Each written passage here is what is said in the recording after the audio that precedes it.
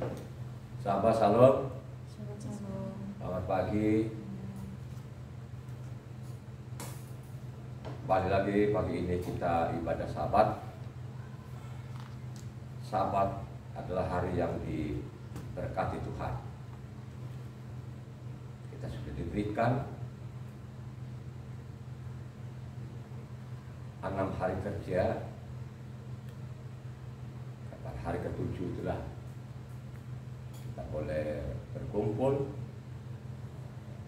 untuk menerima berkat-berkat surgawi. Siapapun dia yang mencintai, yang menguduskan Sabat akan memperoleh berkat-berkat surgawi.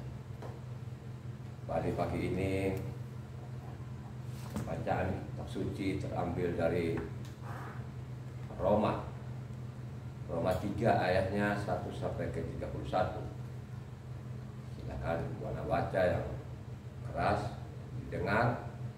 Roma 3 ayatnya 1 sampai ke 31. Harus kita baca lengkap ini Roma itu. Silakan dibaca. Roma 3 ayat 1 sampai 31. Demikian firman Tuhan. Kelebihan orang Yahudi dan kesetiaan Elohim.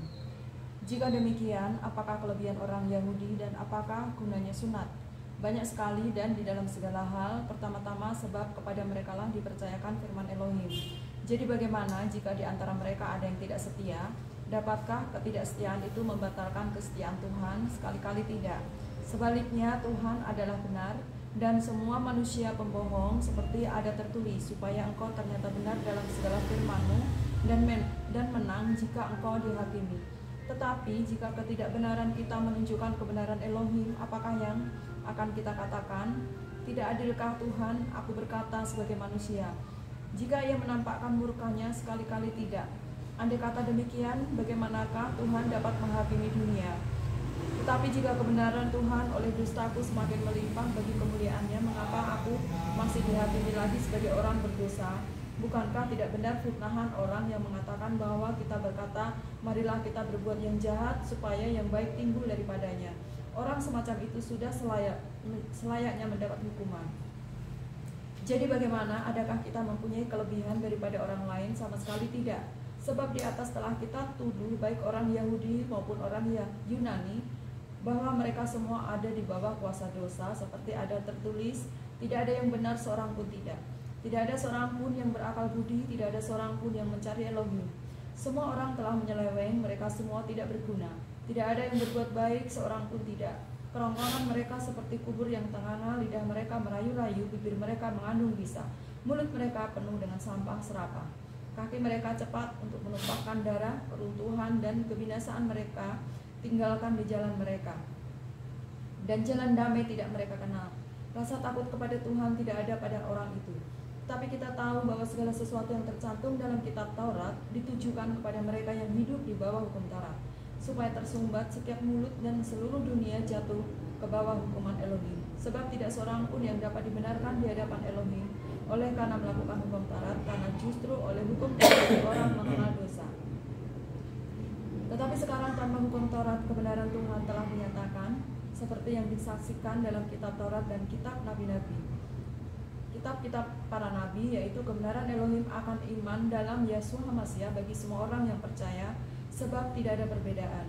Karena semua orang telah berbuat dosa dan telah kehilangan kemuliaan Elohim, dan oleh kasih karunia telah dibenarkan dengan cuma-cuma karena penebusan dalam HaMashiach Yeshua.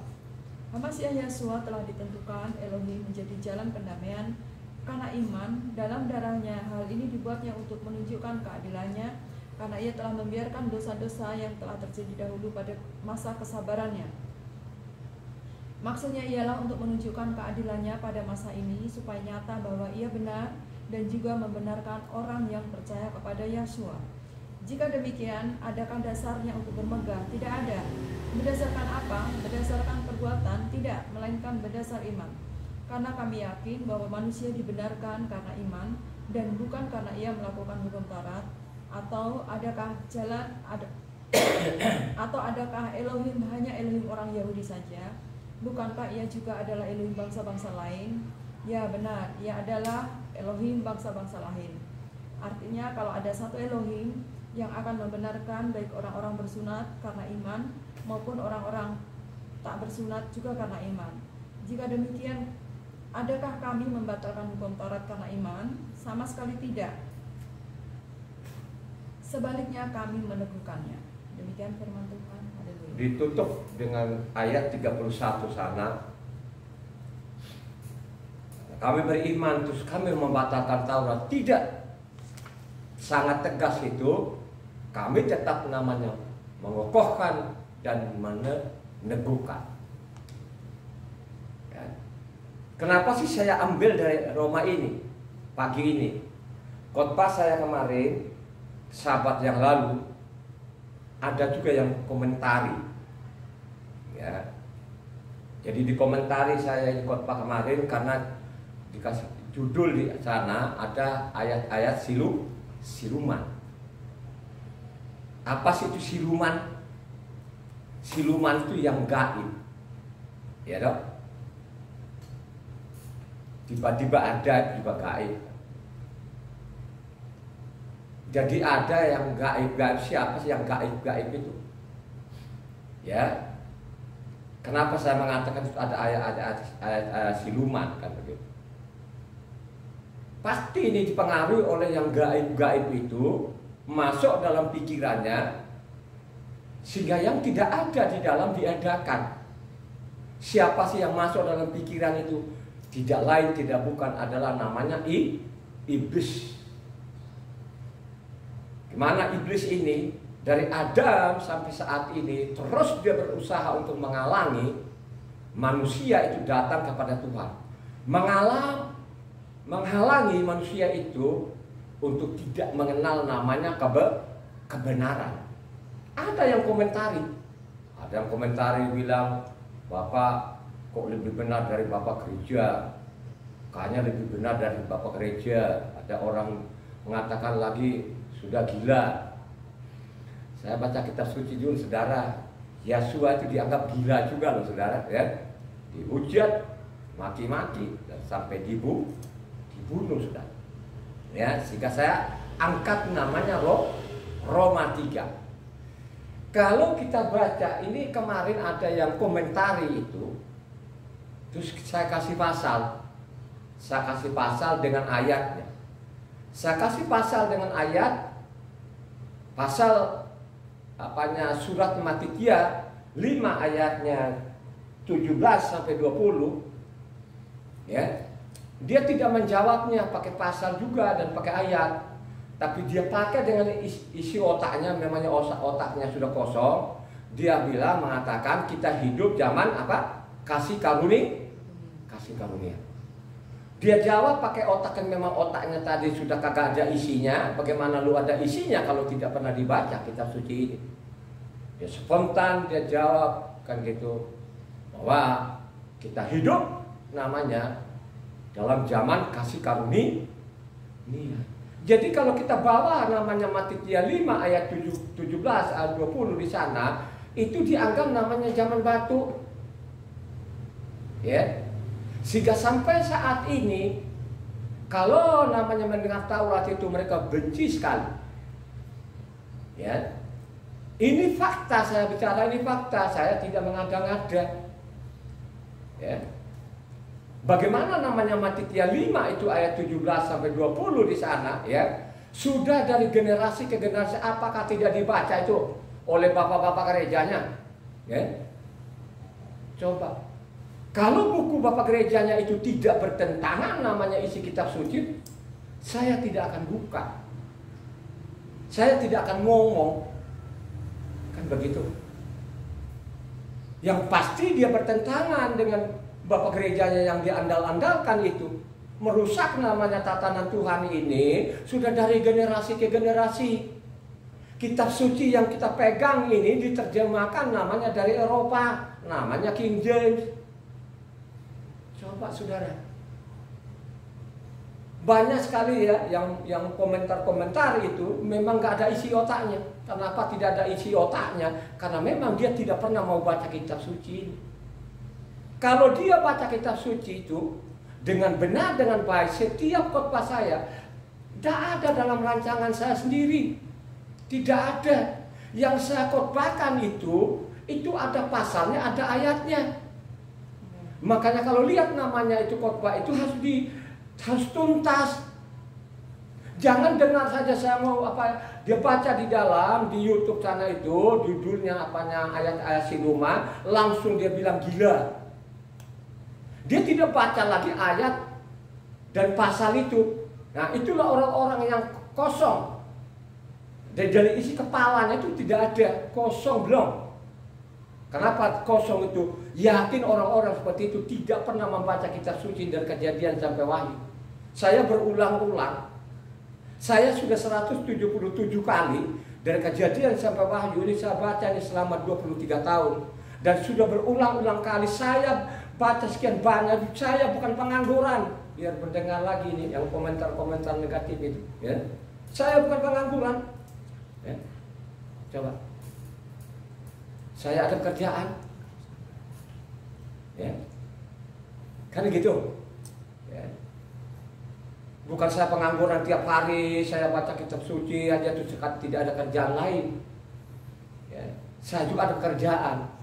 Sesibuk apapun saya tetap baca kitab suci itu. Sehingga saya sampaikan itu khotbah-khotbah itu. Khotbah itu kan tidak ada yang sekarang-karang sendiri. Ya. Tidak ada. Ada pasalnya, ada ayatnya. Tapi banyak orang juga yang mungkin tidak senang. Kan begitu?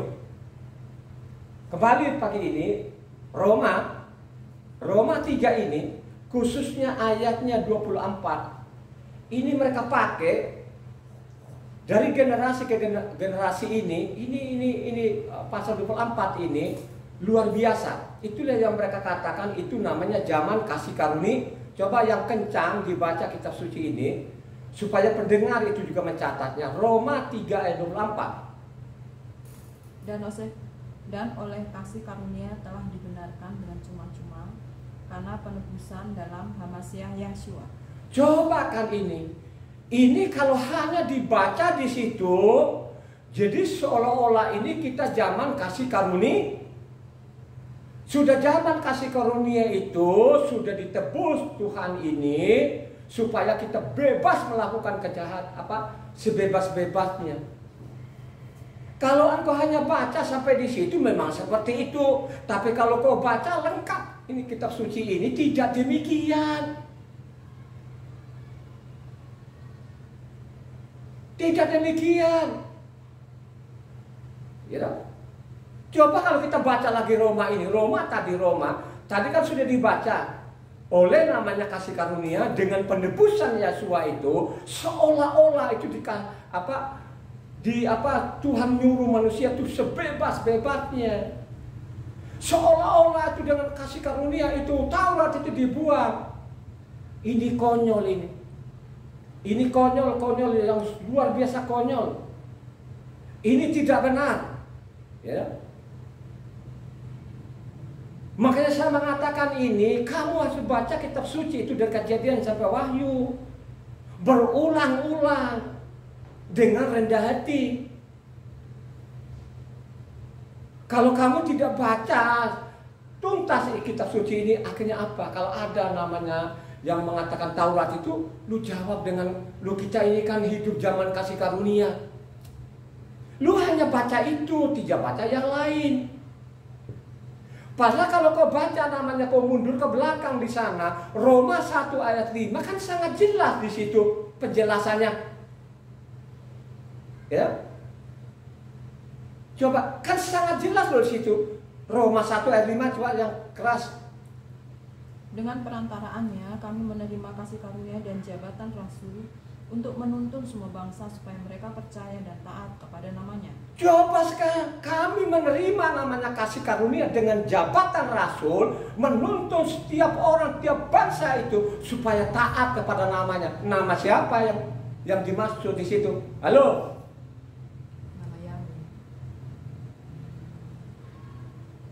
Ini masa bilang otak-otak yang sumbu-sumbu pendek itu kan coba, ya, mereka bikin kisruh di sana kemari, menyinggung-nyinggung agama orang dan lain. Bukan dia tekun dia baca kitab suci ini.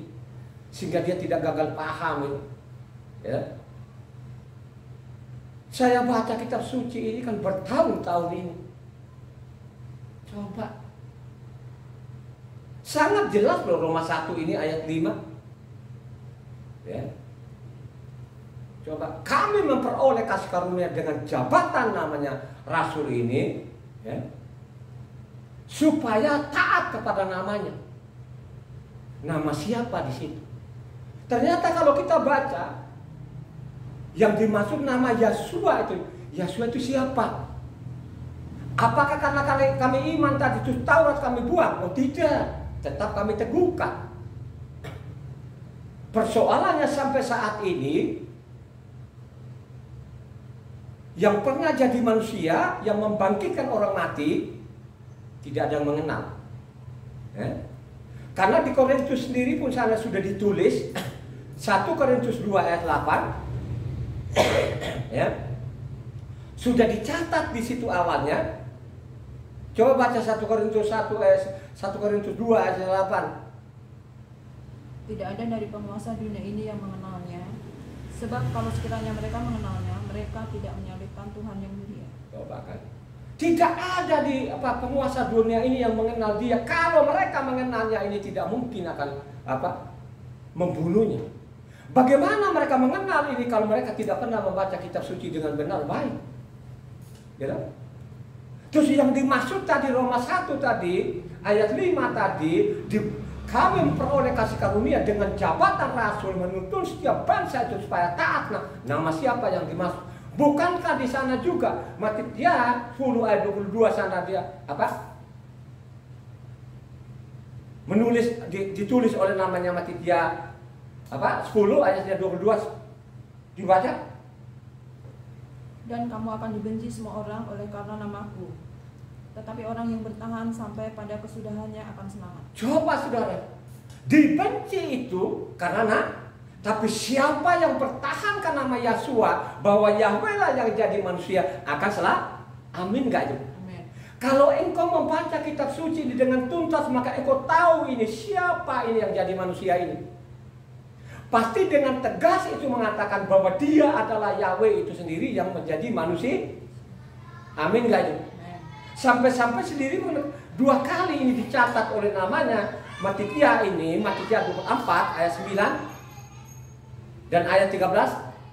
Pada waktu itu kamu akan diserahkan supaya disiksa, dan kamu akan dibunuh dan akan dibenci oleh semua bangsa oleh karena namaku. Tetapi orang yang bertahan sampai pada kesudahannya akan selamat. Ini diulang saudara. Kita iman kepada siapa? Saya iman itu kepada namanya Yahweh lah yang jadi manusia, tidak ada yang lain. Saya punya dasar firman, sudah berulang-ulang, yang lalu-lalu itu saya punya dasar. Saya mengatakan bahwa dia adalah Yahweh itu sendiri yang menjadi manusia. Saya punya dasar firman. Ya.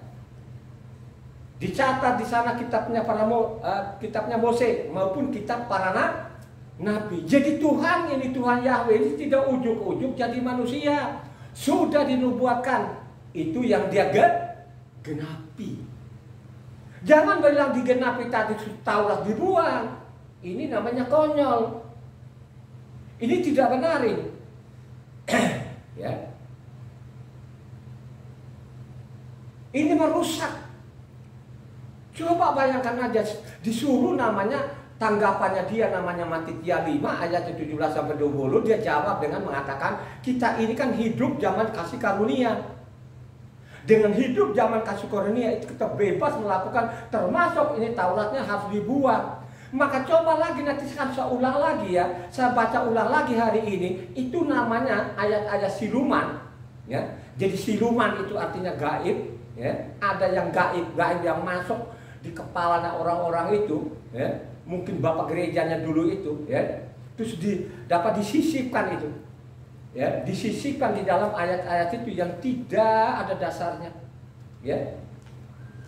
Kita harus sampaikan, saya ngomong ini, saya tidak terlalu berambisi lalu saya punya pengikut, tidak punya pengikut, ya. Saya mengatakan ini, saya akan menjaga istri saya, akan menjaga kedua anak saya, itu saja, tidak ada yang lain.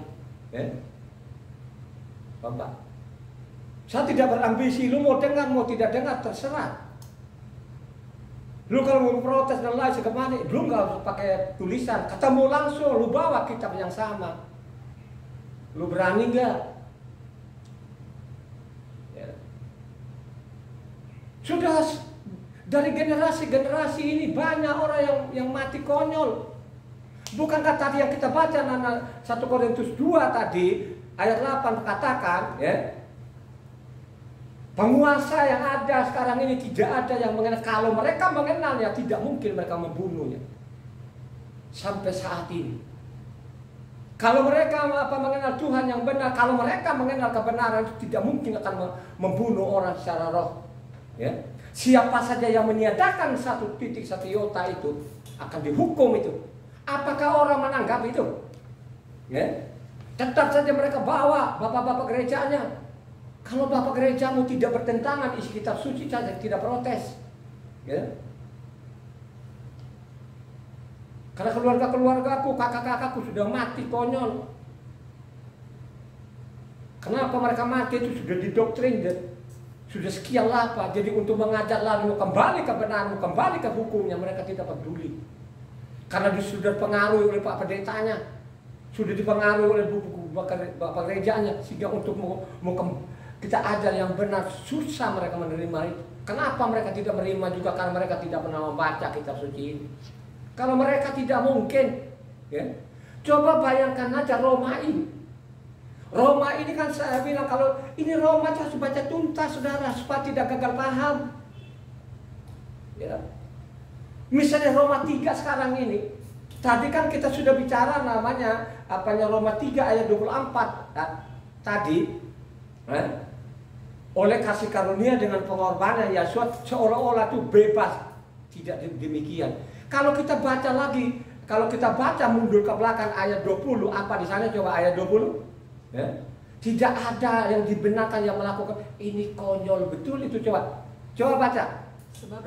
Sebab tidak ada seorang pun yang dapat dibenarkan di hadapan Tuhan oleh karena melakukan hukum Taurat, karena justru oleh hukum Taurat orang mengenal dosa. Ini kalau orang benar-benar tidak teliti yang benar, ya ampun, ternyata di dalam tidak ada yang dibenarkan karena melakukan hukum Taurat.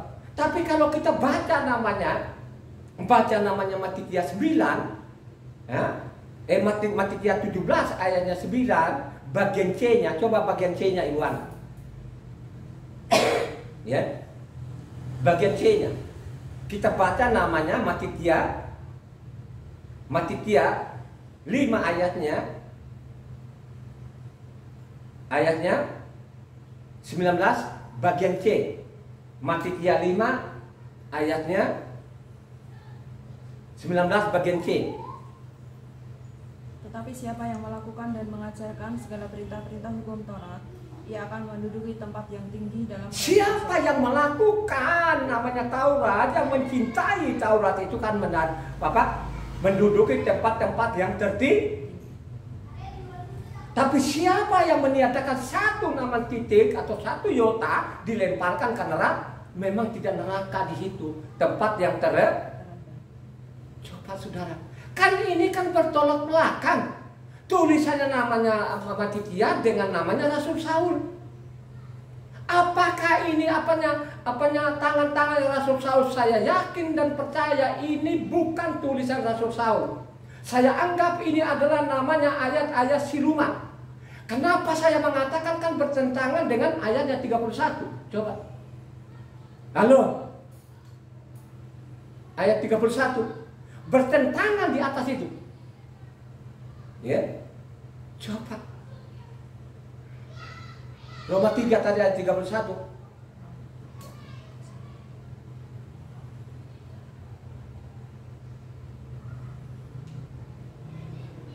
Jika demikian, adakah kami membatalkan hukum Taurat karena iman? Sama sekali tidak. Sebaliknya kami meneguhkannya. Coba. Ya. Ini kami teguhkan, kami kokohkan. Kok di atas dia bilang tadi, tidak ada satupun yang melakukan yang dibenarkan. Gimana sih itu? Ini tulisannya siapa? Saya yakin betul-betul ini nubuatan namanya Yeremia. Yeremia 8 ayat 8 sana, memang di sana sudah dicatat bahwa nanti ada namanya guru-guru palsu, penulis-penulis palsu nanti, ya, akan mereka sisip-sisipkan yang tidak benar. Ini sangat jelas, saudara. Ya, makanya saya mengatakan ini sebagian orang memang sudah dari generasi-generasi. Kalau diomong masalah Taurat itu mereka bilangnya kita zaman kasih karunia. Saya sudah jelaskan tadi yang di Roma 1 ayat 5. Kalau kita baca Roma 1 ayat 5 baru kita pahami, ya. Baru kita pahami nanti kalau kita baca 1 Korintus 15 ayatnya 9, 10. 1 Korintus 15 ayat 9 sampai 10.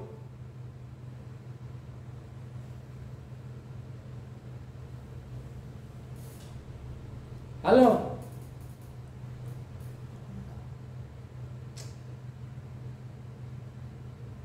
Karena itu, aku adalah yang paling hina dari semua rasul, bahkan tidak layak disebut rasul sebab aku telah menganiaya jemaat Tuhan. Tetapi karena kasih karunia Tuhan, aku adalah sebagaimana aku ada sekarang. Dan kasih karunia yang dianugerahkannya kepadaku tidak sia-sia.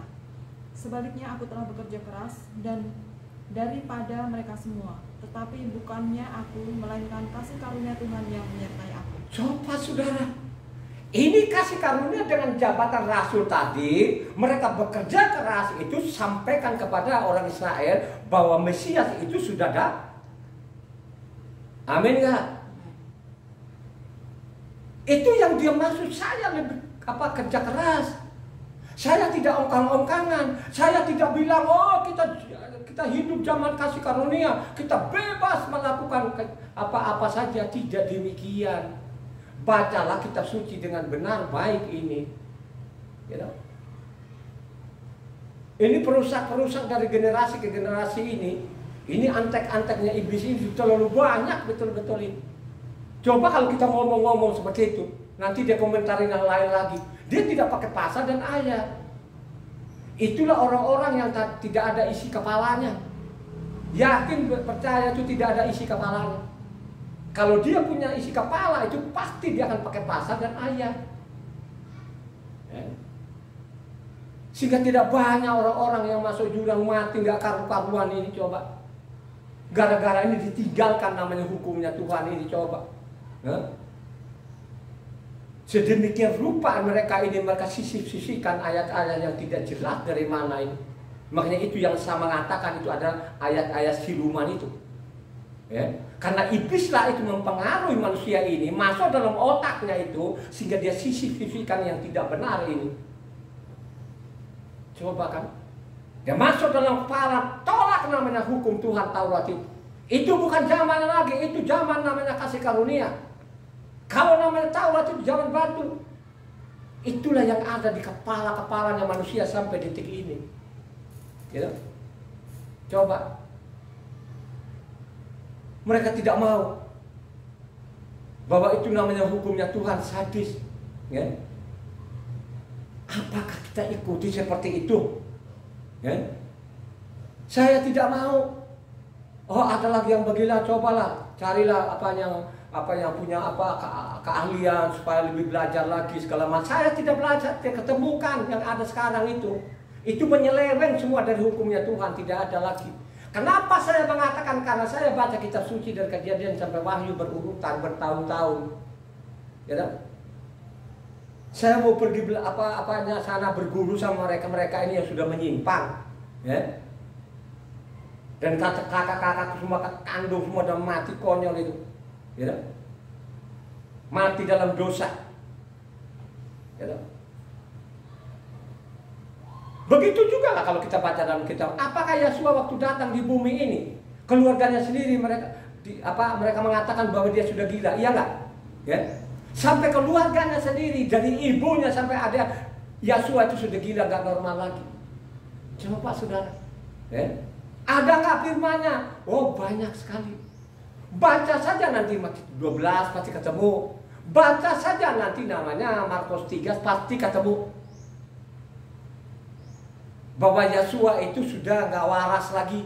Itu ibunya ini, saudara, sama saudara-saudaranya. Ya. Kalau ada bilang nanti itu namanya Miriam itu tidak punya anak lagi, hanya namanya anaknya dia Yosua, itu bohong. Masih ada adik-adiknya, ya. Tapi adik-adiknya itu bukan seperti dia lahirnya. Itu dari benih daripada namanya Yosef.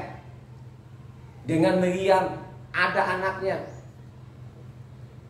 Coba saudara, ya. Itulah yang terjadi sampai saat ini. Ya, karena mereka tidak mengenal hukum Tuhan lagi, karena mereka tidak mengenal lagi siapa ini yang disalib ini, ya toh?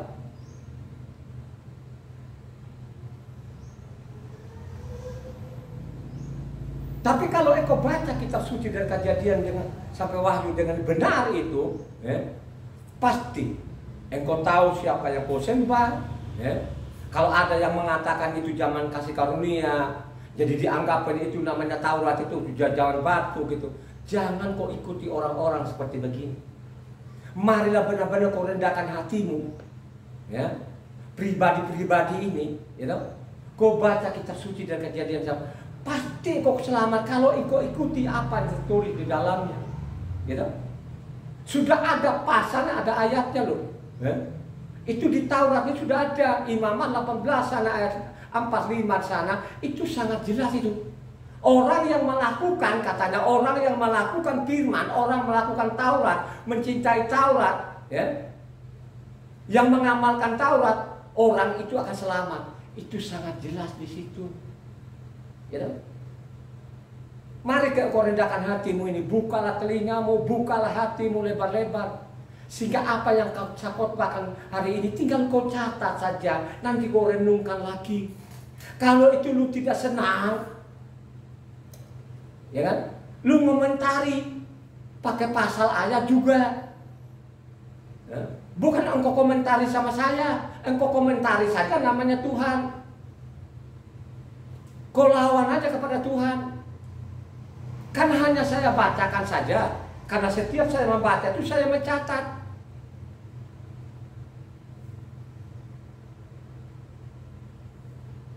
Ini kan senjata-senjatanya mereka ini pakai, namanya Roma 3 ayatnya 24. Tapi ingat loh saudara, saya ini seorang pembaca, ya. Saya tidak terkecoh di situ. Saya baca keseluruhan, ya. Dia sekarang Yosua datang di bumi ini menebus kepada siapa? Kalau berdasarkan tadi Roma, kan tidak jelas di situ. Roma 3 ayatnya 24. Terus waktu datang di bumi ini, dia menebus kepada siapa? Halo? Ya. Kalau seorang pembaca seperti saya ini, sangat jelas, dia itu tidak menebus sembarangan. Apalagi yang mengatakan Taurat itu tidak berlaku, buang itu Taurat. Dia tidak pernah akan menebusmu itu sampai jungkir balik pun tidak. Dia datang di bumi ini menebus orang-orang yang taat kepada namanya hukumnya tuh Tuhan. Ya, ingat baik-baik ya. Siapapun engkau yang mendengarnya, sering sekali itu kita zaman ini zaman kasih karunia. Kita zaman kasih karunia. Taurat itu dibuang. Kalau sudah dibuang Taurat pakai apa? Gitu? Perantaranmu siapa? Kalau engkau sudah membuang namanya hukum Tauratnya Tuhan, tadi mau jadi apa? Apakah tadi lu mau mengatakan tadi Roma 3:24 tadi kasih karunia? Tapi baca juga Galatia 4. Ayatnya 4-5. Baca tuntas. Bacalah Galatia 4 ayat 4-5. Tetapi setelah genap waktunya, maka Tuhan mengutus anaknya yang lahir dari seorang perempuan dan takluk kepada hukum Taurat. Dia diutus untuk menebus mereka yang takluk kepada hukum Taurat, supaya kita diterima menjadi anak. Coba saudara, ya, cobalah itu yang mengatakan itu, oh kita zaman kasih karunia, dia menebus kita.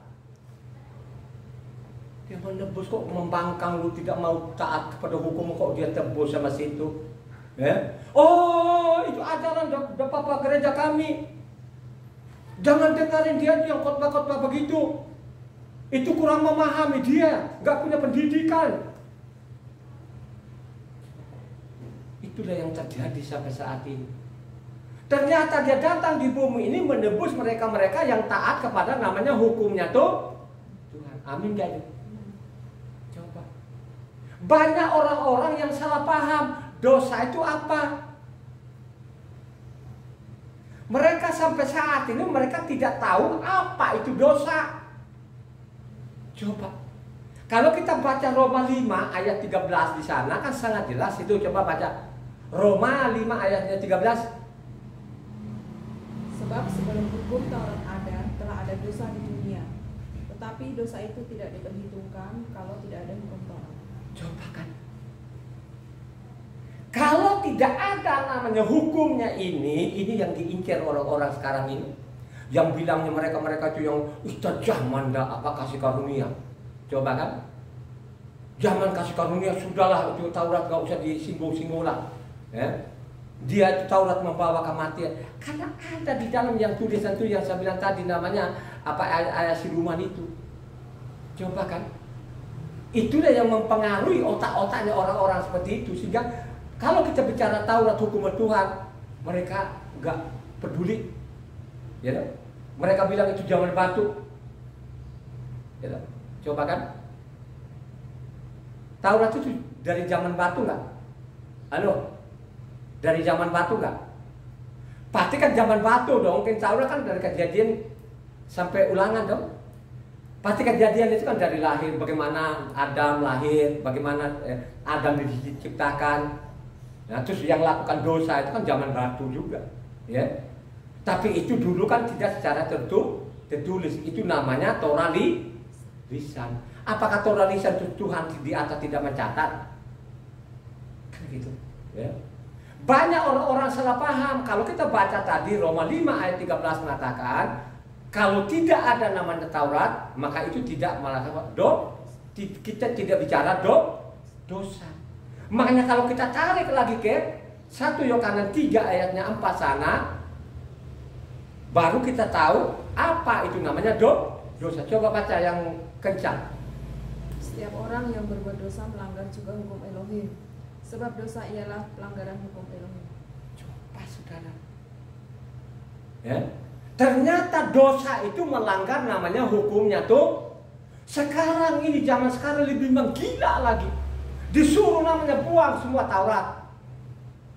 Ya. Mereka buang nggak? Memang mereka buang beneran. Coba sekarang mereka bohongin orang. Misalnya kita ibadah Sabat sekarang ini. Sekarang ibadah Sabat mereka bilangnya kita disesat. Coba kan, kita bilang ini hari Sabat, ini hari ibadah yang diperintahkan Tuhan. Mereka bilangin namanya apa? Itu yang mengatakan di dalam kitab suci itu mereka putar balikan namanya Coba saudara, kita Sabat begini, mereka seenaknya. Itu mereka itu hidup zaman batu. Kalau kita namanya hidup namanya zaman kasih karunia, makanya bebas. Udah karena Taurat ini harus dibuang. Coba kan? Karena setiap saya khotbah kan saya bilang Sabat itu diberkati itu kan saya bukan ngarang-ngarang, bukan dari otak saya sendiri. Karena Kejadian 2 di sana kan sangat jelas, gitu. Pada hari ke-7 itu berhenti, dia berkati. Coba kalau setiap Sabat itu Tuhan datang, tahu-tahunya tempat ibadahnya kosong, rugi nggak itu? Coba kan? Dipindahkan tempat lain mengatakan ini yang benar. Apakah ada orang-orang yang bukan orang songong yang begini-begini ini? Ya? Coba saudara. Itulah tabiat manusia sampai detik ini. Ya? Coba. Supaya ini sering yang membantah ini. Ya? Kalau kita baca, Karena saya mengatakan kemarin,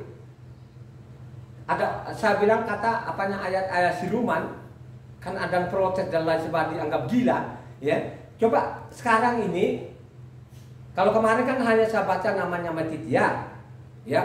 Saya baca lagi ulang sekarang, ya, supaya ini pendengar ini mencatatnya. Coba baca ulang lagi. Ibu Ana namanya apanya Matitya 5 ayatnya 17 sampai 20. Coba perhatikan di sini dicatat. Kenapa saya bilang ini ada ayat-ayat siluman ini? Saya akan sampaikan ini kepada pendengar atau jemaat ini. Coba baca yang keras. Ingat ya, Matitya 5 ini harus betul-betul itu harus rendahkan hatinya dulu. Buka telinga rohani itu supaya dia masuk dalam hatinya itu. Coba. Janganlah kamu menyangka bahwa aku datang untuk meniadakan hukum Taurat atau kitab para nabi. Aku datang bukan untuk meniadakannya, melainkan untuk menggenapinya. Karena aku berkata kepadamu sesungguhnya, selama belum lenyap langit dan bumi ini, satu iota atau satu titik pun tidak akan ditiadakan dari hukum Taurat, sebelum semuanya terjadi. Karena itu siapa yang meniadakan salah satu perintah hukum Taurat, sekalipun yang paling kecil, dan mengajarkannya demikian kepada orang lain, ia akan menduduki tempat yang paling rendah dalam kerajaan surga. Tetapi siapa yang melakukan dan mengajarkan segala perintah-perintah hukum Taurat, ia akan menduduki tempat yang tinggi dalam kerajaan surga. Maka aku berkata kepadamu, jika hidup keagamaanmu tidak lebih benar daripada hidup keagamaan ahli-ahli Taurat dan orang-orang Farisi, sesungguhnya kamu tidak akan masuk dalam kerajaan surga.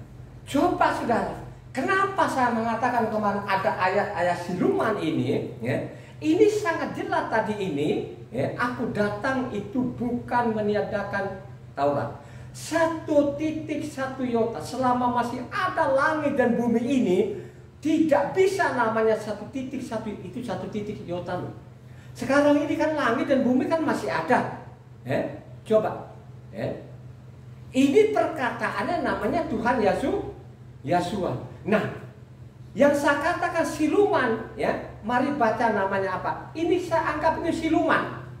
Siluman ini, ya, ini dipengaruhi. Ini bukan oknum yang sama, bukan orang yang sama, bukan perkataan Yesua. Tadi perkataan Yesua tadi kan apa Matitya 5 ayat 17 sampai 20 itu sangat jelas. Saya datang bukan meniadakan Taurat, titik itu dia nggak peduli. Ya.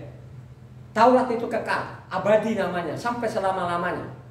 Dia bilang selama ada langit dan bumi, satu titik satu iota. Tapi lucu-lucunya di bawah, saya bilang ini bukan namanya oknum yang sama atau beri yang sama. Kita baca namanya ayatnya 43. Tadi namanya supaya ini pendengar ini yang komentar-komentar itu pasang telinganya dan dia juga harus baca di dalam bawah ini. Ini ada yang siluman di situ, saya bilang siluman. Coba baca namanya 43 dulu. Kamu telah mendengar firman, kasihilah sesamamu manusia dan bencilah musuhmu. Coba, ada tertulis, ada firman mengatakan apa? Kasihilah sesamamu manusia, bencilahmu. Tapi di situ dia selipkan namanya bencimu. Ini adalah ayat siluman. Ini perbuatan-perbuatan iblis memakai manusia, dia tambahkan di situ namanya bencilahmu. Pada tulisan aslinya namanya Imamat 19:18 tidak demikian. Coba baca. Janganlah engkau menuntut balas dan janganlah menaruh dendam terhadap orang-orang sebangsamu, melainkan kasihilah sesamamu manusia seperti dirimu sendiri. Akulah Yahweh. Coba, kasihlah samamu manusia seperti dirimu sendiri. Tidak ada namanya tambah, ada namanya bencilahmu. Kenapa saya bilang ini apa namanya yang siluman-siluman ini atau ini antek-anteknya iblis ini? Karena baca yang 44-nya. Tadi 43 di atas kata ada tertulis katanya ini siluman ini dia bilang bencilah musuh. Di bawahnya 44 ini bukan namanya Yesua yang mengatakan ini adalah antek iblis ini 44-nya. Tetapi aku berkata kepadamu, kasihilah musuhmu dan berdoalah bagi mereka yang menganiaya kamu. Coba kan, ternyata di bawah katanya ini bikinan ini. Makanya yang dinubuatkan namanya Yeremia 8 ayat 8 di sana benar. Itulah yang mereka sisip-sisipkan. Itu adalah perbuatan-perbuatan iblis. Bagaimana di atas tadi aku datang bukan meniadakan Taurat, ya, tapi di bawah ini kan perintah hukum Taurat. Katanya kasihlah sama manusia, tidak pernah ada tulisan bencilah musuh. Kenapa dia mengatakan apanya? Kasihlah musuhmu dan berdoalah mereka yang membenci. Coba saudara, ya. Ini saya mencatat. Saya bukan karang-karang. Kalau mau bantah, lu pakai tulisan, pakai pasal dan pakai ayat. Itu baru saya anggap orang-orang intelektual, gitu, yang ada isi otaknya. Lanjut, supaya kita bongkar ini. Siapapun nanti yang coba-coba namanya mengkomentari pakai pasal dan ayat, ya. Kalian Galatia 2 ayat 16. Coba Galatia, perhatikan lagi ini. Galatia ini luar biasa ini. Ini bertentangan terus nanti dengan Matitia 5 ini. Matitia 5 ini bertentangan terus ini. Galatia 2 ayat 16. Kamu tahu bahwa tidak seorang pun yang dibenarkan oleh karena melakukan hukum Taurat, tetapi hanya oleh karena iman dalam Yeshua HaMasyiah. Sebab itu kami pun telah percaya kepada HaMasyiah Yeshua supaya kami dibenarkan oleh karena iman dalam HaMasyiah dan bukan oleh karena melakukan hukum Taurat. Sebab tidak ada seorang pun yang dibenarkan oleh karena melakukan hukum Taurat. Coba, tidak ada yang dibenarkan itu karena melakukan hukum Taurat. Padahal tulisan aslinya ini kan kutipan. Makanya saya mengatakan itulah ayat-ayat siluman, ya, yang disisipkan sana kemari, kan gitu. Kalau kita baca tulisan aslinya, ini kan kutipan. Kalau kita baca aslinya, Mazmur 14 ayat 1 sampai 3, perhatikan di situ. Tidak demikian tadi, ini ada yang siluman-siluman ini. Coba tulisan aslinya, coba Mazmur 14 ayatnya 1 sampai 3. Untuk pemimpin biduan dari Daud, orang bebal berkata dalam hatinya, tidak ada Tuhan. Busuk dan jijik perbuatan mereka, tidak ada yang berbuat baik. Yahweh memandang dari sorga kepada anak-anak manusia untuk melihat apakah ada orang yang berakal budi dan yang mencari Elohim. Mereka semua telah menyeleweng, semuanya telah bejat, tidak ada yang berbuat baik, seorang pun tidak. Coba dia bertentangan dengan aslinya. Lanjut ke Mazmur 143 ayat 2. Ya, ini dikasih link namanya apanya Lembaga Kitab Indonesia ini. Saya bilang ini sengaja orang-orang mereka benci betul-betul hukum Tuhan ini sampai saat ini. Coba baca Mazmur 143 ayat 2. Janganlah berperkara dengan hamba-Mu ini, sebab di antara yang hidup tidak seorang pun yang benar di hadapan-Mu. Coba. Tidak ada yang benar di bawah kolong langit ini. Mereka semua menyeleweng. Tapi kalau kita baca tadi Galatia 2, tidak demikian. Coba kan saudara, ini kan bertentangan tulisan aslinya dengan namanya kutip. Coba, kalau orang-orang waras akan geleng-geleng kepala saudara, ya kan? Coba kan. Nanti lagi kita baca Galatia, kita saksikan tadi, ini kan sudah penyelewengan itu yang saya bilang kemarin itu namanya apa, ayat-ayat siluman ini, ya. Kita baca di Galatia ayat 11. Dan bahwa tidak ada orang yang dibenarkan di dalam Elohim karena melakukan hukum Taurat adalah jelas, karena orang yang benar akan hidup oleh iman. Coba kan dia berlanjut terus ini yang mana luar biasa betul-betul. Makanya banyak orang-orang yang tidak teliti dengan benar, mati konyol. Tulisan aslinya kalau engkau namanya baca Habakuk 2 ayatnya 4 saudara, coba. Itu tulisan aslinya. Beda tadi yang kita baca tadi ini, ya, yang 3 ada ayat 11 tadi, Galatia 3 ayat 11 tadi, tapi tulisan aslinya Habakuk itu 2 ayat 4. Sesungguhnya orang yang membusungkan dada tidak lurus hatinya, tetapi orang yang benar itu akan hidup oleh percayanya. Coba kan. Ya. Itulah namanya pena-pena palsu. Ini penyurat-penyurat palsu. Ini kan adalah antek-anteknya iblis.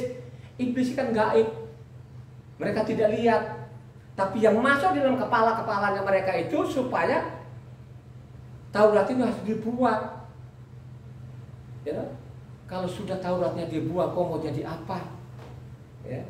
Ini saya bongkar, saudara. Bukan saya bongkar, memang tulisannya seperti itu. Ya. Kita lihat lagi. Ini yang paling mereka benar-benar ini sampai wah luar biasa, mereka girang betul-betul.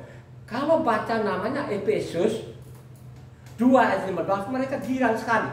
Kalau kita bicara Taurat itu, wah mereka bilang ini pun di zaman rasul-rasul Taurat dengan skala ketentuan sudah deh, hapus saja, udah nggak ada. Ini baca Efesus 2 ayat 15 ini.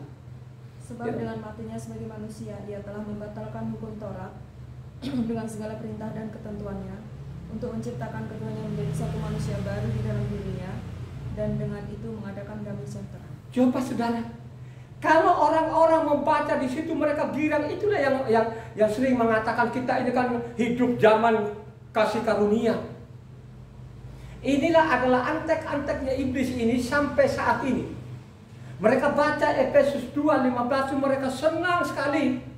Dengan matinya dia sudah disalib, maka namanya hukum dengan segala ketentuannya hapus.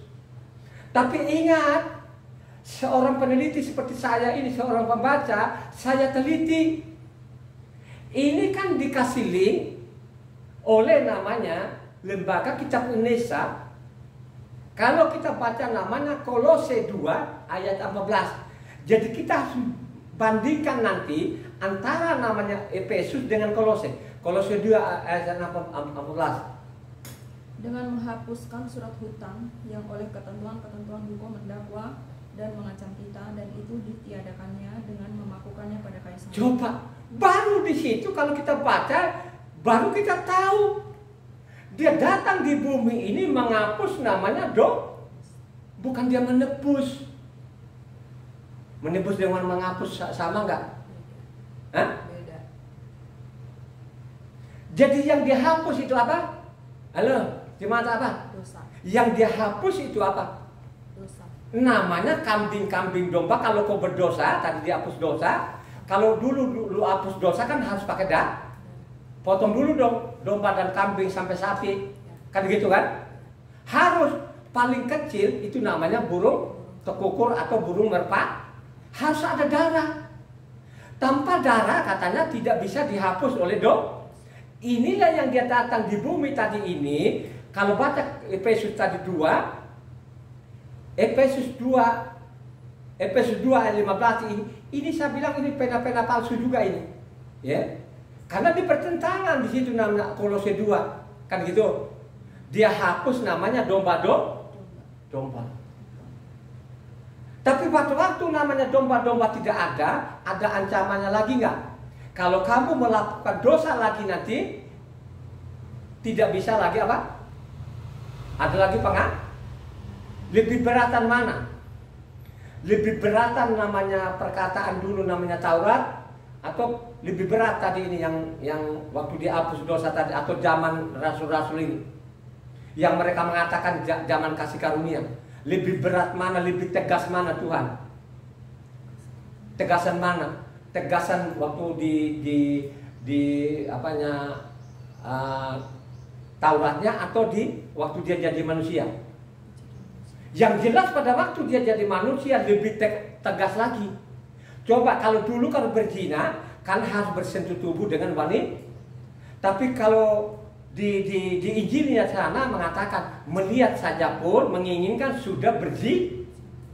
Begitu juga sekarang ini sudah dihapuskan domba, sudah nggak pakai domba, makanya jangan melanggar Kalau engkau melanggar dosa lagi, tidak ada tidak mungkin lu turunkan lagi kedua kalinya, lu salib lagi, hapus tegasan mana? Tegasan zaman rasul-rasul kan? Kenapa saya mengatakan? Karena ada tulisan sana namanya Ibrani 6 ayatnya 4 sampai 6. Karena itu tegas itu. Coba. Hanya orang-orang yang tidak ada isi kepalanya sekian orang ini tidak dibaca tuntas. Coba. Kan sangat jelas di situ. Ya.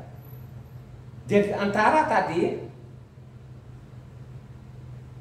Efesus 15 dan Kolose tadi bertolak belakang nggak kira-kira yang punya apa yang punya apa ya, yang punya pemahaman ini? Tadi Efesus bilang dengan matinya Taurat dengan segala ketentuannya apa? Coba saudara, Taurat dihapus, dibuang. Tapi di Kolose bilangnya dihapus, namanya kalau kita baca lengkap itu dari 11 sampai ke 14. Makanya dipakukan, diizinkan tubuhnya ini tercabik-cabik. Dia menebus mereka-mereka tadi yang mencintai akan Tauratnya. Itu yang dia tebus. Ya. Lanjut. Ya. Kita harus bongkar ini. Ini yang paling parah lagi, yang paling parah. Ibrani 8. Coba Ibrani 8 ayat 8 sampai 12. Jadi Ibrani 8 ayat 8 sampai 12 yang cepat. Sebab ia menegur mereka ketika ia berkata, sesungguhnya akan datang waktunya, demikian firman Tuhan, aku akan mengadakan perjanjian baru dengan kaum Israel dan dengan kaum Yehuda, bukan seperti perjanjian yang telah kuadakan dengan nenek moyang mereka pada waktu aku memegang tangan mereka untuk membawa mereka keluar dari tanah Misraim, sebab mereka tidak setia kepada perjanjianku dan aku menolak mereka, demikian firman Tuhan. Maka inilah perjanjian yang kuadakan dengan kaum Israel sesudah waktu itu, demikian firman Tuhan. Aku akan menaruh hukumku dalam akal budi mereka dan menuliskannya dalam hati mereka. Maka aku akan menjadi Tuhan mereka dan mereka akan menjadi umatku. Dan mereka tidak akan mengajar lagi sesama warganya atau sesama saudaranya dan mengatakan, kenalah Tuhan, sebab mereka semua besar kecil akan mengenal aku. Sebab aku akan menaruh belas kasihan terhadap kesalahan mereka dan tidak lagi mengingat dosa-dosa mereka. Baca selanjutnya ayat 13. Oleh karena ia berkata-kata tentang perjanjian yang baru, ia menyatakan yang pertama sebagai perjanjian yang telah menjadi tua. Dan apa yang telah menjadi tua dan usang telah dekat pada pemusnahannya. Jadi ini sangat dia manfaatkan, di sana dikasih judul apa? Di Ibrani tadi dikasih judul apa? Oh ini ada.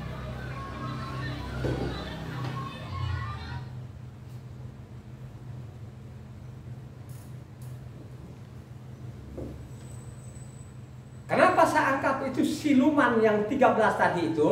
Coba ibu anak apanya baca yang judulnya di atas, judulnya Ibrani 8. Imam besar perjanjian baru. Jadi imam besar perjanjian baru. Saya mengatakan ini ayatnya 13 ini siluman.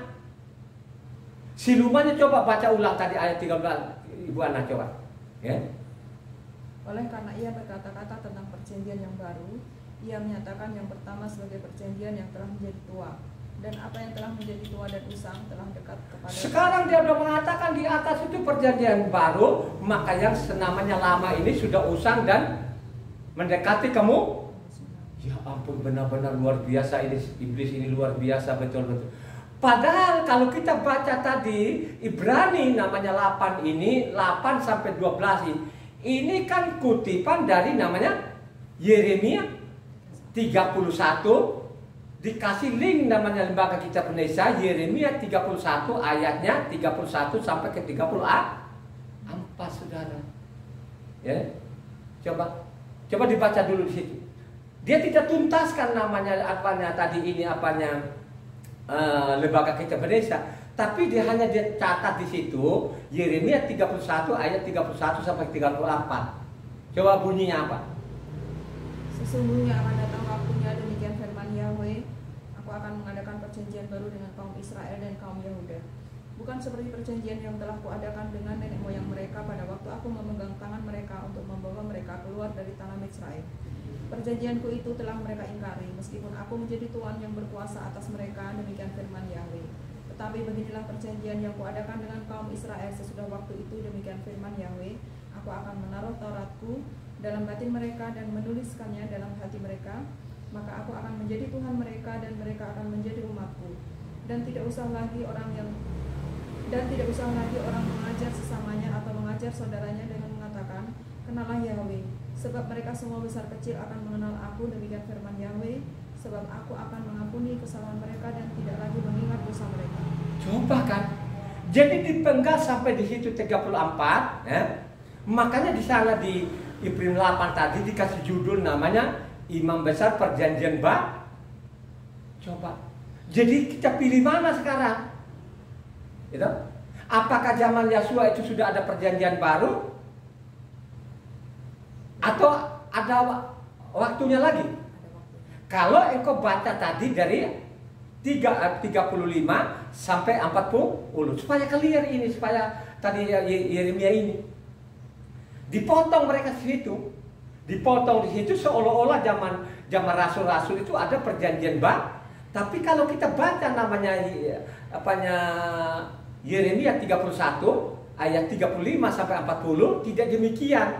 Ini ada waktunya nanti dia berdamai. Coba baca. Beginilah firman Yahweh yang memberi matahari untuk menerangi siang, yang menetapkan bulan dan bintang-bintang untuk menerangi malam, yang mengharu biru laut sehingga gelombang-gelombangnya ribut. Yahweh semesta alam namanya. Sesungguhnya seperti ketetapan-ketetapan ini tidak akan beralih dari hadapanku, demikian firman Yahweh. Demikianlah keturunan Israel juga tidak akan berhenti menjadi bangsa di hadapanku untuk sepanjang waktu. Beginilah firman Yahweh, sesungguhnya seperti langit di atas tidak terukur dan dasar-dasar bumi di bawah tidak terselidiki, demikianlah juga aku tidak akan menolak segala keturunan Israel karena segala apa yang dilakukan mereka. Demikianlah firman Yahweh. Sesungguhnya waktunya akan datang, demikian firman Yahweh, bahwa kota itu akan dibangun kembali bagi Yahweh dari menara Hananel sampai pintu gerbang sudut. Kemudian tali pengukur itu akan merentang terus sampai ke bukit Gareb, lalu membelok ke goa. Dan segenap lembah itu dengan mayat-mayat dan abu korbannya, dan segenap tanah di tepi sungai Kidron sampai ke sudut pintu gerbang kuda ke arah timur akan menjadi kudus bagi Yahweh. Orang tidak akan meruntuhkan dan merobohkan lagi di sana untuk selama-lamanya. Coba ketetapan itu tidak akan beralih lagi. Yang dibangun itu tidak akan dirobohkan. Kalau dia baca tuntas namanya Yeremia 31 sampai ke 40. Yeremia 31 ayat 1 sampai ke 30 ayat 40, baru kita sadar bahwa perjanjian yang dimaksud itu adalah ada waktunya nanti dia berdamai dengan Israel. Bukan pada waktu zaman Rasul-Rasul. Paham nggak sampai situ? Yakin orang-orang kalau baca tiap hari itu dia paham. Makanya sana dia manfaatkan pena-pena palsu ini. Ini ayat-ayat siluman itu ayat 13 tadi. Ya, dia mengatakan perjanjian baru yang lama sudah mendekati kamu. Ini langsung diadakan ke sini. Coba, gitu. Apakah benar itu? Lu membenci namanya hukumannya Tuhan. Sedang kalau kita baca Yeremia tadi ini, ketetapan-ketetapannya tidak akan beralih lah. Coba kan. Makanya juga saya sadar juga gitu. Oh iya benar. Kalau orang asing itu sudah ada pasal, ada ayat, mereka tidak akan mengenal hukum. Mereka sudah dikekang, sudah dikasih kekang di mulutnya supaya dia tetap sesat. Kita baca saja Mazmur 147 ayat 20 maupun Yesaya 30 ayat 28 kan ada untuk orang asing itu, gitu. Makanya marilah kau ini orang-orang asing ini rendahkan hatimu, lu baca saja kitab suci tiap hari. Lu cari di luar sana, lu tidak pernah akan ketemu, dia tidak akan mengajarkan lu ini supaya engkau mencintai hukumnya Tuhan. Dia tidak akan mengajarkan. Dia tetap menolak itu. Kenapa menolak itu? Karena sudah ada pasal, ada ayatnya. Misalnya Yesaya 30 itu ayatnya 28. Atau Mazmur 147 ayatnya 20. Ya. Tidak akan lepas itu sampai kapanpun. Ya. Coba.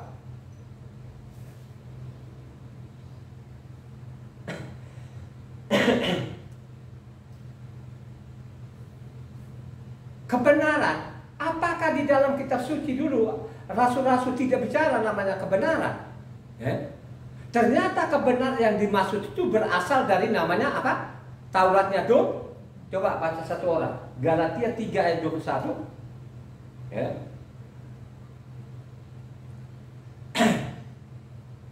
Galatia 3 ayat 21, supaya ini pendengar ini jangan sok-sok tahu ini itu jangan sekali-sekali ini mengajak-ngajak orang terus dari generasi-generasi untuk meninggalkan hukumnya Tuhan ini. Ingat baik-baik, siapa yang meninggalkan satu iota, satu titik, itu dihukum mati sebenarnya neraka namanya. Apalagi meniadakan Taurat. Coba baca Galatia 3 ayat 21. Sangat jelas loh di situ. Kalau demikian, bertentangankah hukum Taurat dengan janji-janji Tuhan? Sekali-kali tidak, sebab andai kata hukum Taurat diberikan sebagai sesuatu yang dapat menghidupkan, maka memang kebenaran berasal dari hukum Taurat. Loh, memang namanya kebenaran itu dari hukum Taurat, saudara. Filipi 3 ayat 6. Coba. Ini perkataan Rasul Saul loh ya. Ini tulisan Rasul Saul. Ya kan? Tentang kegiatan aku penganiayaan jemaat, tentang kebenaran dalam mentaati hukum Taurat, aku tidak bercacat. Bayangkan saja, tentang kebenaran taat namanya Taurat itu saya tidak catat sampai detik ini. Ya, ini perkataan Rasul Saul loh. Sampai detik ini itu saya tidak cacat deh. Ya. Jadi kebenaran itu apa? Kalau engkau benar-benar namanya mentaati namanya hukumnya tuh Tuhan. Ulangan 6 ayat 25. Supaya lengkap ini saudara, supaya pendengar-pendengar itu memahami, mereka mencatat, ya. Itu yang terus. Dan kita akan menjadi benar apabila kita melakukan segenap perintah itu dengan setia di hadapan Yahweh Tuhan kita, seperti yang diperintahkannya kepada kita. Coba, ya. Rasul Saul itu mencatat itu benar. Taurat itu menghidupkan, dan Taurat kebenaran itu dari namanya Taurat. Saya tidak catat namanya kebenaran, namanya Taurat itu saya tidak cacat. Ya. Coba. Kan nanti kalau kita baca semua surat kan ada yang bertentangan sana kemari gimana sih? Tadi saya bilang tegukan. Terus dia bilang bukan kita lakukan tahu kita benar. Gimana sih?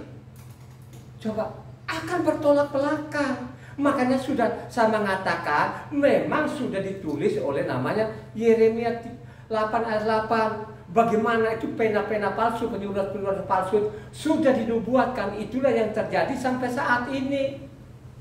Ya, bapak-bapak gereja ini bukan dari Indonesia, dari luar sana, dari Yunani itu. Bapak-bapak gerejanya dari Roma. Coba kan membelok-belokkan namanya, akhirnya memulai menghapus namanya hukumnya Tuhan ini. Ya, makanya kalau kita baca Daniel sana itu, ya, itu dilambangkan namanya Yunani itu sebagai kambing. Coba saudara, lo mau ikutin ke ajaran kambing atau lo mau ikutin ke ajaran domba? Terus apa yang dilakukan rasul-rasul ini? Ya, sana kemari itu apakah ada namanya apa kitab baru? Ya, atau memang ada perjanjian baru yang mereka bawa sana kemari? Kan tidak ada. Yang mereka pakai tetap namanya Taurat. Mereka tetap namanya pakai namanya kitab Taurat dan kitab para nabi. Ya. Luka mencatat di sana, Luka 13 ayat 14-15 kan dicatat oleh Luka. Tetapi kepala rumah ibadat gusar Coba yang kencang. Tetapi kepala rumah ibadat gusar karena Yeshua menyembuhkan orang pada hari Sabat. Lalu ia berkata kepada orang banyak, ada 6 hari untuk bekerja, karena itu datanglah pada salah satu hari itu untuk disembuhkan. Tadi apa kisah para rasul? Maaf. Kisah para rasul 13 ayat 14-15. Kisah para rasul 13 ayatnya 14-15. Dari Perga mereka melanjutkan perjalanan mereka, lalu tiba di Antioquia di Pisidia. Pada hari Sabat mereka pergi ke rumah ibadat lalu duduk di situ. Setelah selesai pembacaan dari hukum Torah dan kitab nabi-nabi, pejabat-pejabat rumah ibadat menyuruh bertanya kepada mereka, saudara, jikalau saudara ada pesan untuk membangun dan menghidup umat ini, silakan. Coba kan, mereka sana kemari itu mereka ibadah hari Sabat yang mereka juga pegang itu ada namanya kitab Taurat dan kitab para nabi. Ini loh dicatat loh tadi kisah para rasul. Yang menulis namanya kisah para rasul ada namanya Luka ini saudara. Ya. Maupun juga kisah para 15 tadi Kisah Rasul 15 ayat 21, supaya ini pendengar mencatat ini, supaya tidak dibohongin dari mimbar ini. Coba. Sebab sejak zaman dahulu hukum Mose diberitakan di tiap-tiap kota, dan sampai sekarang hukum itu dibacakan tiap-tiap hari Sabat di rumah-rumah ibadat. Coba, sampai saat ini kitabnya Mose dan kitab para nabi itu dibacakan di tiap hari Sabat, saudara. Coba, ya. Tidak pakai kitab apa-apa, pakai namanya kitab, namanya Taurat dan kitab para nabi, maupun juga Kisah Pasal 17 sana ayat 1 sampai 3. Coba. Saul dan Silas mengambil jalan menuju Amfipolis dan Apolonia dan tiba di Tesalonika. Di situ ada sebuah rumah ibadah orang Yahudi. Seperti biasa, Saul masuk ke rumah ibadah itu 3 hari Sabat berturut-turut. Ia membicarakan dengan mereka bagian-bagian dari kitab suci. Ia menerangkannya kepada mereka dan menunjukkan bahwa Mesias harus menderita dan bangkit dari antara orang mati. Lalu ia berkata, inilah Mesias, yaitu Yeshua yang kuberitakan kepadamu. Coba saudara, yang mereka sana kemari itu bawalah namanya kitabnya Mose dan kitab para nabi gitu loh kan. Itu loh sudah dinubuatkan oleh Mose, sudah dinubuatkan oleh namanya nabi saudara. Gitu? Itulah yang tidak dipahami sampai saat ini. Gitu? Hanya mereka berusaha membunuh orang. Taurat itu nggak usah dibuang. Padahal di dalam suci yang kita baca tadi, mereka tetap pakai namanya kitab apa? Taurat dan kitab para nabi. Dan ibadahnya juga mereka tetap namanya Sabat. Tidak ada namanya kata minggu atau hari pertama. Coba saudara, ya? Makanya kita baca selanjutnya lagi sana Kisah Pasal 21 ayat 19 sampai 26 yang kencang. Coba, itu Rasul Saul diikuti perintah hukum Taurat loh. Ya, ada pentahiran di sana, dia ikut pentahiran. Coba, ya, dia lakukan apa perintah hukum Taurat? Coba baca. Saul memberi salam kepada mereka lalu menceritakan dengan terperinci apa yang dilakukan Tuhan di antara bangsa-bangsa lain oleh pelayanannya. Mendengar itu mereka memuliakan Tuhan. Lalu mereka berkata kepada Saul, saudara, lihatlah beribu-ribu orang Yahudi telah menjadi percaya dan mereka semua rajin memelihara hukum Torah. Tetapi mereka mendengar tentang engkau bahwa engkau mengajar semua orang Yahudi yang tinggal di antara bangsa-bangsa lain untuk melepaskan hukum Mose. Sebab engkau mengatakan supaya mereka jangan menyenangkan anak-anaknya dan jangan hidup menurut adat istiadat kita.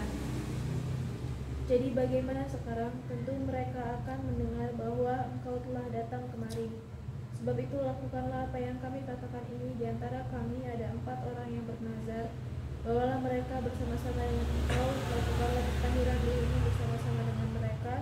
Dan tanggunglah biaya mereka sehingga mereka dapat mencukurkan rambutnya. Maka semua orang akan tahu bahwa segala kabar yang mereka dengar tentang engkau sama sekali tidak benar, melainkan bahwa engkau tetap memelihara hukum Torah. Tetapi mengenai bangsa-bangsa lain yang telah menjadi percaya, sudah kami tuliskan keputusan kami, yaitu mereka harus menjauhkan diri dari makanan yang dipersembahkan kepada berhala, dari darah dan daging binatang yang mati dicekik, dan dari pencabulan. Pada hari berikutnya Saul membawa orang itu serta dengan dia, dan ia mentahirkan diri bersama dengan mereka, lalu masuk ke bait Tuhan untuk memberitahukan bila mana pentahiran akan selesai dan persembahan akan dipersembahkan untuk mereka masing-masing. Coba saudara, itu dia ikutin namanya perintah hukum pentahiran saudara. Ya, kalau kita baca yang ayat 24 di sana, ya, itu dia ikuti perintah hukum Taurat. Dia tidak menolak namanya perintah hukum Taurat. Contoh namanya ayat 23 di situ, Kisah Pasal 23. Ini kan terambil dari Bilangan 6 ayatnya apa? 13 sampai 21. Di mana mereka meninggalkan Taurat? Di mana mereka buang namanya Taurat? Kan sangat jelas tadi kan. Coba kan kalau ayat 20 sana kan tadi Kisah Pasal 21 ayat 20, lihatlah beribu-ribu orang taat kepada namanya hukum Taurat saudara. Ya, di mana? Ya. Kalau kita baca selanjutnya lagi, mereka tuding lagi sama dia, ini kan Rasul Saul bikin perjanjian ibadah baru lah segala macam, bahwa dia adalah sekte Nasrani lah atau Kristen lah segala macam. Dia bantah semuanya.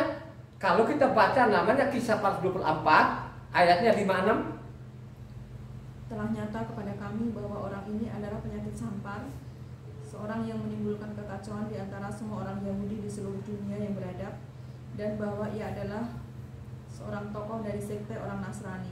Malahan ia mencoba melanggar kekudusan bait Tuhan. Oleh karena itu kami menangkap dia dan hendak menghakiminya menurut hukum Taurat kami. Coba dia ini loh, sekte-sekte ini. Ini yang menyimpang dalam Taurat. Coba dituding-tuding. Loh tadi kan kita baca 21 tadi pun dia tidak menyimpang. Ya, perintah hukum Taurat dia patuhi. Ada pentahiran ya sudah, dia pentahiran diri. Terus kalau kita baca hanya sampai di situ, kita tidak baca tuntas ke bawahnya, jadi seolah-olah oh iya, dia punya apa? Dia sudah bikin aliran baru, ya, kan gitu. Atau dia bikin perjanjian baru lah kan gitu. Tapi kalau kita baca 11 sampai 18, kau dapat memastikan bahwa tidak lebih dari 12 hari yang lalu aku datang ke Yerusalem untuk beribadah, dan tidak pernah orang mendapati aku sedang bertengkar dengan seseorang atau mengadakan huru-hara, baik di dalam bait Tuhan maupun di dalam rumah ibadat atau di tempat lain di kota. Dan mereka tidak dapat membuktikan kepadamu apa yang sekarang mereka tuduhkan mereka kepada diriku. Tapi aku mengakui kepadamu bahwa aku berbakti kepada Tuhan nenek moyang kami dengan menganut jalan Tuhan, yaitu jalan yang mereka sebut sekte. Aku percaya kepada segala sesuatu yang tertulis dalam hukum Taurat dan dalam kitab nabi-nabi. Aku menaruh pengharapan kepada Tuhan sama seperti mereka juga, bahwa akan ada kebangkitan semua orang mati, baik orang-orang yang benar maupun orang-orang yang tidak benar. Sebab itu aku senantiasa berusaha untuk hidup dengan hati nurani yang murni di hadapan Tuhan dan manusia. Dan setelah beberapa tahun lamanya aku datang kembali ke Yerusalem untuk membawa pemberian bagi bangsaku dan untuk mempersembahkan persembahan-persembahan. Sementara aku melakukan semuanya itu, beberapa orang Yahudi dari Asia mendapati aku di dalam bait Tuhan. Sesudah aku selesai mentahirkan diriku tanpa orang banyak dan tanpa keributan. Coba sesudah aku mentahirkan diri, itu yang ditulis tadi namanya Kisah Para Rasul 21, saudara. Coba dia bantah semua, aku tidak ada perjanjian baru, tidak ada yang baru, semua ini yang lama. Saya pegang ini Taurat, aku pegang ini kitab para nabi. Tapi apa yang terjadi memang tidak dicatat namanya di kitab suci itu. Kalau kau baca namanya Kisah Para 28 ayat 26 dan 27 yang kencang. Ini ditutup pakai ini loh saudara. Ditutup ini karena terakhir sekali apanya pelayannya Rasul Saul, semua sudah selesai di situ, sudah masa tuanya dia karena dia di penjara di Roma. Ya, coba Kisah 28 ayat 26 27. Pergilah kepada bangsa ini dan katakanlah, kamu akan mendengar dan mendengar namun tidak mengerti. Kamu akan melihat dan melihat namun tidak menanggap. Sebab hati bangsa ini telah menebal dan telinganya berat mendengar, dan matanya melekat tertutup, supaya jangan mereka melihat dengan matanya dan mendengar dengan telinganya dan mengerti dengan hatinya lalu berbalik sehingga aku menyembuhkan mereka. Coba kan saudara. Pada zaman Yesua sendiri pun di sana kalau kita baca Matius 13 kalau nggak salah sana, benar nubuatan Yesaya ini. Ya, zaman Yesua kan masih diangkat juga ini. Karena ini kan kutipan dari Yesaya 6 ayatnya 9 sampai 10 saudara, ya. Nah, zaman namanya Rasul Saul tadi dicatat oleh namanya Luka ini, karena Luka dengan Rasul Saul itu berbarengan gitu kan. Benar juga bangsa ini sampai saat ini ya. Mereka sudah salibkan Yesua. Apalagi sih sudah bangkit, dia bangkit orang mati kok tetap saja namanya degil. Ya. Jadi kata-kata Yesaya ini, Yesaya 6 ayat 9 10 sampai detik ini. Sampai detik ini enggak? Nubuatan Yesaya. Coba Yesaya 6 ayatnya 9 10. Kemudian firman-Nya, pergilah dan katakanlah kepada bangsa ini, dengarlah sungguh-sungguh tetapi mengerti jangan. Lihatlah sungguh-sungguh tetapi menanggap jangan. Buatlah hati bangsa ini keras dan buatlah telinganya berat mendengar dan buatlah matanya melekat tertutup supaya jangan mereka melihat dengan matanya dan mendengar dengan telinganya dan mengerti dengan hatinya lalu berbalik dan menjadi sembuh. Coba saudara, sampai saya bicara ini seperti itu jadinya.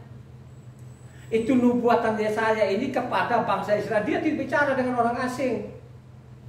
Coba kan, sampai saat ini degil nggak mereka orang Israel? Halo? Ya. Sampai saya bicara ini masih degil nggak mereka ini? Masih berlaku nggak sampai sekarang ini? Masih. Ya, kenapa saya mengatakan karena Yerusalemnya belum dibangun? Sekalipun itu ada apa tadi pasal ayu untuk mereka, tapi kan suatu saat dia berdamai dengan bangsa pilihannya. Kalau kita ini dibuang, ditebang, kita ini kan cabang liar bertentangan dengan Taurat, ditebang, dia bakar di sana, dilemparkan ke neraka itu saudara, gak ada kompromi. Bacalah nanti lengkap namanya Roma 11, ya toh? Jangan ngeyel, jangan kepala batu, ya toh? Kalau kau tetap kepala batu, oh itu anaknya saja dia hajar, apalagi kamu kan begitu kan? Dan persoalan sekarang ini, kalau saya lihat ini, memang ini mereka bapaknya mereka iblis, ya. Saya bicara ini kan kebenaran yang saya ngomong, pakai pasal dan ayat. Tapi ada juga yang mau tidak terima, makanya sudah dicatat sana, namanya Yohanes 8 ayatnya 43, 44. Bunyinya bagaimana? Apakah sebabnya kamu tidak mengerti bahasaku? Sebab kamu tidak dapat menangkap firmanku. Iblislah yang menjadi bapamu dan kamu ingin melakukan keinginan-keinginan bapamu. Ia adalah pembunuh manusia sejak semula dan tidak hidup dalam kebenaran. Sebab di dalam dia tidak ada kebenaran. Apabila ia berkata dusta, ia berkata atas kehendaknya sendiri, sebab ia adalah pendusta dan bapa segala dusta. Karena kamu tidak menangkap firmanku, kamu tidak mengerti bahasa, karena kamu tidak menangkap firmanku. Bapalah iblismu, bapamu dari dulu itu tidak namanya melakukan kebenaran, mendengar namanya Taurat dia nggak mau, gitu? Dia nggak mau tuh. Itulah bapamu tuh, iblislah bapakmu. Dari dulu tuh bapamu pembunuh, sampai saya bicara ini kata Tuhan Yesua. Banyak sekali orang-orang pede sekarang ini kan begitulah. Itulah yang di mimbar-mimbar sekarang ini. Oh, dengan kekuatannya dia, coba kan, dengan titelnya segala macam, betul, wah saya diberkati oleh Tuhan, kan begitu kan? Ya, coba kan. Pada sana kan kalau kita baca Yeskiel. Makanya saya mengatakan, ini saya mencatat semua di dalam Yeskiel. Ini pakai satu orang baca Indonesianya, satu orang pakai bahasa Inggris. Yeskiel 34 ayat 16. Coba satu orang baca pakai bahasa Indonesia, satu bahasa Inggris dulu, karena kita ini terima dari sana Inggris dulu, kitab suci yang kita pegang itu. Yang terakhir saya coba baca Yeskiel King James dulu. King James dulu. Yeskiel 34 ayat 16. Yang keras. I will seek that which was lost and bring again that which was driven away, and will buy up that which was broken, and will strengthen that which was sick, but I will destroy the fat and the strong. I will feed them with judgment. Kalau itu orang mengerti bahasa Inggris apa? Ina? Yang kuat dan yang gemuk aku akan benar nggak itu yang ngerti bahasa Inggris? Ya? Jadi situ King James ditulis yang kuat dan gemuk itu aku akan hancurkan. Beda namanya di situ, namanya terjemahkan di sini beda. Coba. Yang hilang akan kucari, yang tersesat akan kubawa pulang, yang luka akan kubalut, yang sakit akan kukuatkan, serta yang gemuk dan yang kuat akan kulindungi. Aku akan menggembalakan mereka sebagaimana semula. Coba di situ katanya yang kuat dan gemuk aku akan lindungi. Kalau namanya yang di King James bilang aku akan hancur. Tapi baca keseluruhannya namanya apa Yeskiel 34 ini, bahwa mereka menggembalakan dirinya sendiri. Yang gemuk-gemuk itu mereka peras. Begitu juga lah antara yang domba gemuk yang kurus, dibaca lengkap lah itu namanya 34. Itulah sampai sekarang itu banyak orang-orang Pak Pendetanya yang gendut bahwa dia diberkati oleh Tuhan, dilindungi oleh Tuhan. Makanya pada waktu dia pakai jam emas, dia pakai mobil-mobil mewah, bahwa dia itu adalah berkat daripada Tuhan. Pada itu hasil dia berdaya, dia mengkuras-kuras namanya perpuluhannya, tapi dia mengatakan Taurat itu pada perpuluhan itu perintah namanya hukum Taurat. Ya, ini bukan saya mengada-ngada. Lu kalau mau protes tadi itu namanya Yeskiel 34 ayat 16 pakai pasal dan pakai ayat. Karena duluan namanya King James, baru masuk Indonesia diterjemahkan di sini. King James bilangnya yang kuat dan gemuk aku hancurkan, tapi yang di sini tetap namanya memberkati, menyayangi. Yang dimaksud gemuk-gemuk itu apa? Ya, hanya bisa menguras-nguras, tapi tidak sampaikan kebenaran. Hanya bisa nipu-nipu sana, nipu sini, garuk sana, garuk sini. Itulah yang terjadi sampai saat ini. Marilah kau renungkan lagi yang saya khotbahkan hari ini. Jangan engkau nafsu, jangan engkau emosi, karena bukan itu karangan-karangan saya. Saya mencatatnya itu karena saya baca setiap hari. Ya, jangan keraskan hatimu, bukalah telingamu, rohanimu, buka hati rohanimu, pasti firman itu akan masuk. Kalau engkau mau baca kitab suci dari Kejadian sampai Wahyu dengan benar, dengan baik. Haleluya. Amin.